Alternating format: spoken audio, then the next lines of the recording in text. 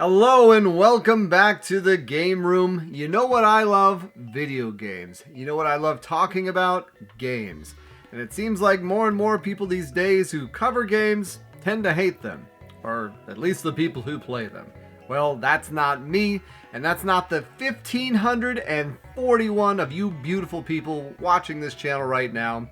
And for today's video, I wanted to talk about something that I've been mulling over for a while now, and that is a subject that's particularly kind of crazy for me to think about just how it happened growing up, and that is games with sequels or spiritual successors that I never knew about or certainly didn't know about when the game was present. And what's funny is a lot of these games I'm going to be showing you are games that I legitimately loved, and I don't know what it was. Maybe back during the NES and Super Nintendo era, there was that thing where why would I buy a sequel that looks just like the original? But hey, I still can't explain it. So if that sounds interesting to you guys, let's check it out right after the intro. There's a lot of games out there, some of which you've never even heard of. That's where I come in. My name's Luke. I've been playing games since the age of 2, and I have no life. This is my game room. Alright, so let's jump into it. So the first game I want to talk about is one of the rare puzzle games that I really do enjoy. And this is a game called Wetrix. I first experienced it on the N64. It's a very simple puzzle game where you have Tetris-like falling blocks that land on a flat surface. You then build up walls and catch water. When you're also catching water, randomly you'll get fireballs that will evaporate the water, and then bombs will come and put holes into your map. And then the whole point is once enough water is drained off your land, the game is over. And I really thoroughly enjoyed this. There was a sequel, not a sequel, but a port, I guess you'd say, called Wetrix Plus put onto the Dreamcast, which I've tried to pick up over the years. I just haven't. And I thought that was it. I thought there was nothing else. Well, lo and behold, there turns out there is a Wetrix 2, but it's a completely different named game called Aqua, and it's on the PS2. Now, it's got these cute little Teletubby-like things, but for the most part, it's the exact same game as Wetrix. They've added a story mode, and unfortunately on the PS2, they add a damn tutorial that, much like Driver, requires you to go through the tutorial before you can actually get to the real game. So that was a little bit of annoying, but wasn't too hard to get through it. The controls got a little hard to get used to. I don't remember it controlling so strangely on the N64 as it did when I tried it on the PS2. But after about an hour of it, I was getting it down and having a blast. I don't really think they added much. There's a rainbow mode, there's these little characters and a tic-tac-toe thing, but for the most part, it's just regular Wetrix. And I don't like the name, I don't like the dudes. Yeah, I'll stick with Wetrix. That whole thing seemed so much cooler back then. But yes, just to show you, it wasn't just games when I was a little kid. This thing would have been when I was a teenager. So, crazy, right? I mean, yeah, at least this had a different name. But some of the other ones legitimately were just the sequel, and I had no idea. And a game that I talk about all the time on this channel is probably one of my favorite. I think I listed as one of my most nostalgic games. It's one of my favorite sports games, and that is Baseball Stars for the NES. Over and over, I've gone over how much fun I had with this. Love the sound effects, love the career mode, love making my own team. And when I started collecting, I don't know if I knew about this before I saw an episode of Game Chasers, the episode where they got Little Samson. They also picked up Baseball Stars 2. And this particular copy, I actually found this twice. I bought this on eBay, but then I found it in the wild.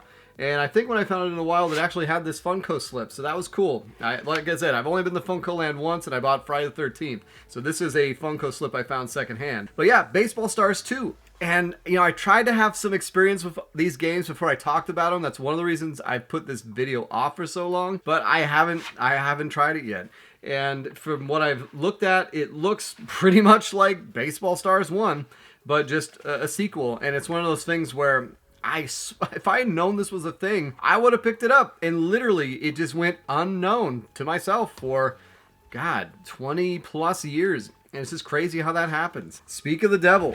One of my other favorite NES games, this is a game I stole from my brother because I loved it so much, is Elevator Action. I knew there was a Game Boy port of it, but I had no idea they made a arcade sequel called Elevator Action Returns. And that is a game that didn't ever come out in the West. It was put on the Japanese Sega Saturn, and it was my most wanted Saturn game for a long time. I almost picked it up a couple of times, but even since 2015-ish, it's been around $200-300. But it did get released in the Taito Legends 2 collection, which I do have. It's over there. I didn't pick it up. I don't want to waste time. And I have gone through and beaten it. It recently got put onto the Xbox and the PS5 as recently as January of this year, December of last year. So pretty recently. And compared to the original Elevator Action, it just turns it into a much more comprehensive action game with 3 different characters you can play as. The movement is better. The game in general is far better. It's more of a Contra-like instead of just going up and down on an elevator, which this one was. But that's where I thought this story ended. But lo and behold, I found out about a week ago that there was a download-only game on Xbox Live Arcade, or not Xbox Live, on PS3 called Elevator Action Deluxe. And this is a game that's based in, I think, Unreal Engine or something like that. And the graphics, they look like your little avatars on the Xbox 360. And it's a complete reimagining, essentially, of the first Elevator Action. And I also didn't know that Elevator Action was based on an arcade game, and the arcade game is included in that Elevator Action Deluxe. Now, I went through an insane amount of work just so that I could download and play this stupid PS3 game that was $10 and had about $10 worth of DLC, and you can't add your credit card, you can't add funds to the PS3 store anymore, but you can get points. And it took me over an hour to play this stupid $10 game, and once I played it, like, I actually have a list. It was like 30 sections long because it was a nightmare. And upon playing it, the game is garbage. Like, it is absolute trash. It is slow, it is terrible. I did not enjoy it at all. But hey, I had to have a copy of it. I have it on my PS3 now that I don't even have hooked up to my game room. I probably should, because I should give the PS3 some more love. But yes, Elevator Action not only had a sequel I didn't know about in Elevator Action Returns, but it had another sequel in 2010 or 2011 that I had no idea about. And like I said, I love Elevator Action. One of the games I bought on my little brother's Wii, back when the Wii Virtual Console was a thing, was Elevator Action. So the fact that it had a re-release, or like a reimagining, a remake, and I didn't know about it, but it's not good. So there's that. But yeah, Elevator Action, crazy. Now here's one that is particularly important in my heart. So another one of my most nostalgic games was the original NES Spy vs. Spy. And one of the things that got me into collecting repro carts especially was growing up, I saw a little screenshot for the sequel, Spy vs. Spy 2, The Island Caper. This game never came out. This was never released in North America. And for Christmas, I remember, I've been wanting to do a video about this for years. For Christmas, I asked for Spy vs. Spy 2, and it didn't show up. And it was really the first time where what I asked for Christmas didn't materialize. And it just, nothing ever came of it. I was too young. I was maybe 4 or 5. I didn't understand that games couldn't come out. This was back when Nintendo Power would review a game and they would be on the shelves, or you would never hear from it, or there'd be a little blurb about it, and that was the end of it. And it just never came out. And I was looking legit for this game for years. I never found any information on it when the internet was new, never heard about it, looked on eBay when it was brand new, never saw anything. Well, lo and behold, I remember telling Jen about this when we first started dating, and she found this random guy on the internet that was making his own reproduction carts of this, because it did get translated. It just was unreleased. And so I remember reaching out to this guy 2 years after his post, because he said he had limited it to 200 of them, and I was practically begging him, like, please, can I buy one of these? Can I buy one of these things? Like, let me solve my childhood. And he was able to, and I got a copy of it, and now I have The Island Caper, which I still haven't played to this day. Well, you would think that was the only sequel I didn't know about.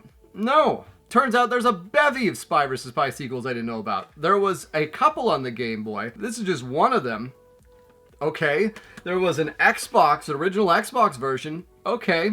You know what? I can live with those. Those ones weren't the NES ones that I knew. It wasn't like there was a Spy vs. Spy 3, right?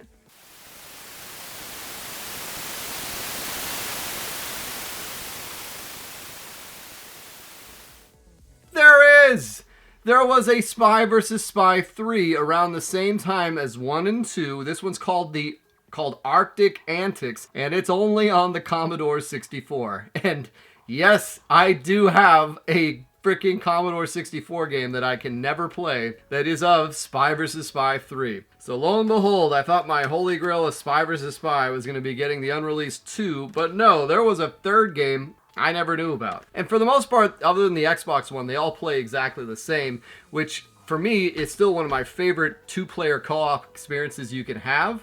But just the fact that there is a third one that could be put on the NES that was about the Arctic Antics, and just, God, it's those things that keep me up at night. Like, how did I not know about that? But also, my goodness, how cool is it that there's that many Spy vs. Spy games, especially when people were like, oh, it's not even that great, mate. It's not even very good. Well, hey, if I ever get some sort of emulating Commodore 64, I'd love to check it out. That'd be really cool. Let me know if anyone here has ever heard of that damn game or played it.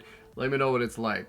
Okay, one that's not quite as obscure that I think more people know about now because I think they released it in America on the Switch Online. Another one of my favorite games on the NES is Wrecking Crew. Super enjoyed it. Unfortunately, nothing ever came of the series. They did show a shout out to Spike in the Super Mario Brothers movie, which is the foreman in this. So if you're wondering why that guy's so important, he goes back to Wrecking Crew. Super cool. He's kind of the progenitor to Wario. He chases you around and is your foil in this game. Well, there was a game that's not really a sequel as much as it was almost a download-only game, kind of like how they did with the other BS Satellaview things. And it's called Wrecking Crew 1998. Now, I've played a little bit of it. It's not as tight and fun as this one, in my opinion. They have shout-outs to the 98 Wrecking Crew. I want to say there's a stage for it in Smash Brothers Ultimate or in the Smash Brothers 4 for the Wii U. But it's in Ultimate. But it's just nice to see it get represented. But it's just another game, like another one of those things. And this one was a Satellaview game, which, you know, it's funny, the deeper you get into this stuff about how it's like, wow, how do these things exist? That's just how it is. But yeah, Wrecking Crew 98. It's still a game that's fun to play. I think it's on the Switch Online. I want to say it is. But yeah. All right, moving on to the next one. So I've talked about how much I love these two-player games, and that's Contra and Super C. I'm not going to talk about the sequel you think I might be talking about, Contra Force, because this is not actually a Contra game. This was supposed to be Archound. No, the game I'm talking about is the Game Boy game Operation C. And I didn't know this existed until a James and Mike Monday episode several years back. Now, I covered this on my channel back in 2020, I want to say, or I think it was 2020. It's a surprisingly competent game. It uses music from the original. All the stages are original, and it's only 5 stages long, but it's surprisingly fun and surprisingly difficult, especially stage 5.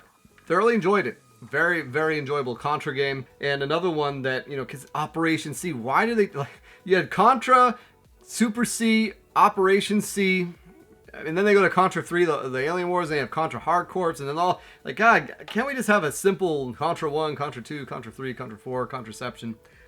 Anyways. Alright, here's just a little throwaway one.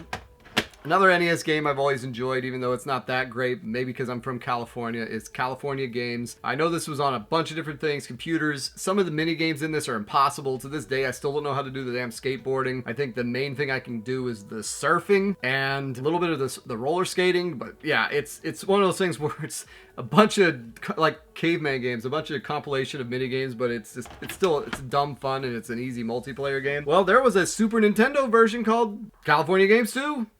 And I've never played it, but hey, it exists. And I just wanted to throw it out here. Is this any good? Let me know. I can't believe I didn't know that there was a sequel to California Games. I totally would have picked it up, especially because it's still not that expensive. All right, now here's one that when I first started really heavily collecting again and I found out about this, I jumped on it immediately. Glad I did, because I picked it up CIB. And I think I got it CIB for maybe $50, $60, and now it's a couple hundred. And that is one of my favorite co-op games on the SNES. Joe and Mack. Joe and Mack, I talked about it recently. Super cool, awesome game where you can play as Joe, the green-haired guy, Mack, the blue-haired guy. Well, not only is there a sequel, there's 2 sequels. So there's a game called, I think, Congo's Caper. That's Joe and Mack 2 in Japan. I'm not even showing that, but yeah, that's a sequel to the first one. And then Joe and Mack Lost in the Tropics is actually Joe and Mack 3, but we called it Joe and Mack 2. And this is another one that I've held off on playing because I've really wanted to savor it. From what I've heard, they put a little bit more RPG elements into the game, and I think it has a save feature instead of a password, but more Joe and Mack from what I've heard. I mean, a lot of these are, the reason why I think they were obscure is that the most part, if you like the first one, it's similar in a lot of ways, and especially if you look at the older 8-bit, 16-bit, 32-bit generations, we expected a big leap or a big difference. I mean, just look at the differences between Zelda from 86 to 92 to 98. Like, those are giant changes, you know. I'd say Majora's Mask was the first time I'd really, I mean, I didn't have Link's Awakening, but still, these things went under the radar. This went under the radar.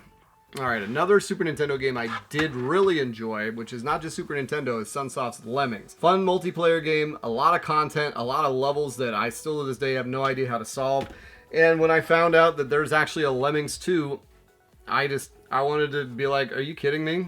I actually picked this up on the Genesis as well as the Super Nintendo. Surprisingly expensive. I think it's like $40 loose for this. And I recently learned on a GameSack episode that it's compatible with the Super Scope, so that's cool. You can shoot your Lemmings. Looks like the same basic game, just with different levels. And I'm okay with that. I'm okay with that. All right, getting down to the last few here. Another one that kind of makes sense. I didn't know about it because I wasn't a huge fan of G.I. Joe, Real American Hero. It's one of the games I let my brother take, but I was a huge fan of the toys, and I probably would have given the sequel a chance, the Atlantis Factor. I didn't even know this thing existed at all. From what I've heard, it's not as enjoyable as the first game. Even then, like you can see, you have some of the redesigns. Like I have the redesigned Storm Shadow. I always preferred the cool ninja-looking Storm Shadow to that one. But just the fact that there's another G.I. Joe game on the NES, it's insane how those things went under the radar. Much like that, there's a game called Chippendale Rescue Rangers. One of my favorite cartoon growing up used to measure time based on it. There was a Chippendale Rescue Rangers 2, and it's a carbon copy of the first game. I think in the way that DuckTales 1 and 2 are the same, which is another game that has a sequel that's nuts that no one knew about. All right, and then last, or no, we got two more. All right, second to last, we have a game series that is surprising that I thought, well, let me just say, like RC ProAm. So RC ProAm, the racing version of Cobra Triangle, which you're using RC cars. Took me a long ass time to realize that's what the RC stood for. I just thought it was a cool name. No, they're a little like remote controlled cars. That's why they have the thing over there. I know, dumb kid. Well, there's no multiplayer in this. I could swear there was multiplayer.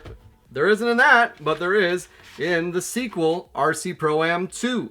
And what's funny is that I almost wondered, did we rent this growing up? Because I could have sworn we played multiplayer RC Pro-Am, and then several times in my life, and I'm several times, I would pull out the Nintendo to play RC Pro-Am with friends, and then realize, wait a minute, well, where's the other control? Where's the other player? Yeah, I don't know. But for the most part, it looks like the exact same game, so I was surprised by that, but then I also realized that there was a Game Boy game, Super RC Pro-Am, which is funny that the Game Boy game gets the Super moniker when this came out before the second one, and especially at the time, I think the Super Nintendo was out, so was this meant to be a Super Nintendo game, and they just never came out with it? I don't know. Let me know if anyone knows about that. All right, then last but not least, this is one that genuinely surprised me a lot, just because this was a series I didn't get familiar with until, 7-8 years ago, and that is the Vandal Hearts series. So Vandal Heart 1, I covered last year, great game. I thought the obscure sequel, Vandal Hearts 2, was the one that would have taken me off guard, but no. Turns out there is a third game that is only on Xbox 360 and PS3 downloads in the arcades, and it's a cheap game, and much like with Elevator Action Deluxe, I went through the song and dance of downloading it months ago on my Xbox 360, and it's a prequel to, I want to say, Vandal Hearts 1, so it takes place before the story, but it's not called Vandal Hearts 3, it's Vandal Hearts something, like Vandal Hearts Requiem, or anyways, but still, a third game, and it came out in 2010. It's just nuts how these things happen, and just never knew about it. Like, especially when the download games came out, that's when you got a lot of these older series coming back where people did not know about it.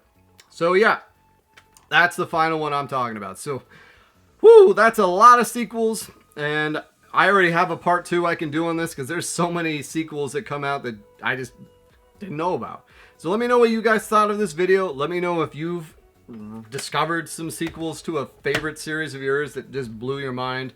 Because God, it's really shocking how it's still happening.